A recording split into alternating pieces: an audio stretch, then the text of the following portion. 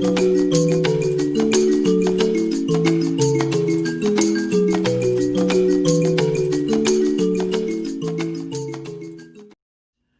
you gotten to the point where you can't stand your spouse, you resent him, and you don't even know how you got there?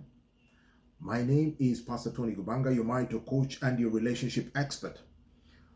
Well, every one of us has a dustbin. We have been raised and brought up with a way of disposing the things that we like, the things that we dislike, and the things that we do not want. And we subconsciously carry this trash can with us from the time we are born and even into our marriages. And we try to impose this methodology into our spouses. And boy, doesn't it just backfire flat on our faces. And it's in the things that we say and do to each other, and the things that we choose to ignore.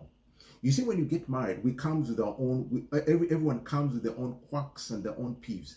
And for some time, we tend to ignore them because you have such an emotional attraction to your spouse and you don't want to offend them. And these things get to bother you, but you ignore them. But after some time, they begin to pile up. So what happens is that your spouse does something or they say something, and instead of you addressing it, you dump it into the trash can. In the natural, every kitchen has a trash can.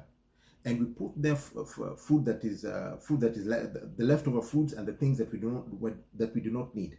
If that trash can is not emptied, then the kitchen begins to stink, and as it stinks, the entire house will begin reeking of a bad stench. So you have a choice. You'll either have to put up with that smell, or get fed up with that smell and empty the contents of the trash can. The same is true about your marriage. Either you choose to address the small things, the little foxes, the dead flies that are coming up all time and time, or put up with them, and your marriage is going to begin to stink. The resulting process is that even your children are going to learn from you that it is okay to live with things that are stinking. Can you imagine your children passing on those same values in their marriages?